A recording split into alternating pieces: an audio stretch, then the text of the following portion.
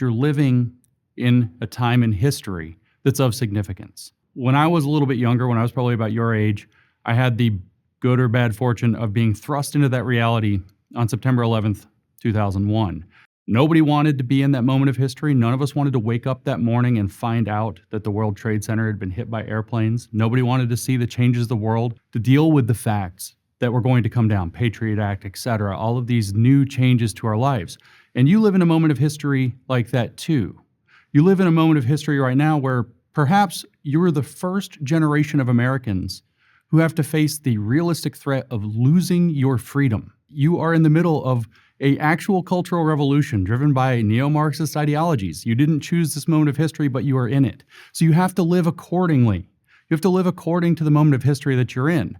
So that means you have to understand that moment. If you want to cure a problem, you have to understand it. You should never try to cure a problem that you don't understand. So you have to study it. You also have to be willing to take action. You have to be able to be courageous enough to resist what's going to be peer pressure. It's going to be the institutions, the teachers, the professionals that you come across in your life, and you have to stand up for what's right. You have to stand up for what's true. You have to be willing to tell the truth in the face of a blizzard of lies. You have to be willing to know who you are and live inside of who you are. As you guys might say, you have to get based. You've got to get physically based. You got to be healthy. You got to get mentally based. A healthy mind lives in a healthy body. So those are both very important. You've got to get spiritually based, whether that's through a religious tradition, whether that's through just contemplation, whether that's through aligning your life with values and virtues that are going to help you build a better world and pull us out of this very dangerous moment in history that you happen to occupy.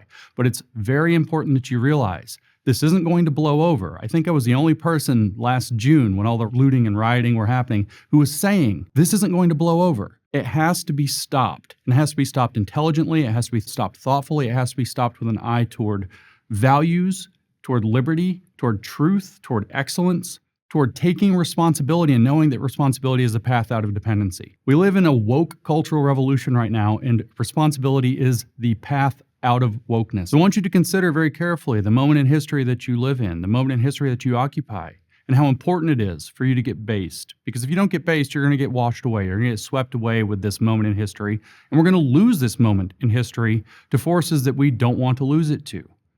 Take the time, get to know yourself, grow into yourself, take that responsibility so we don't lose all that we've worked to build over the last 2.5 centuries in this country. So if we want to press forward, if we want to go to the next level with this country, we have to get clear. What do we want to achieve? What does this country mean? What are its values? And how can you fit yourself into that?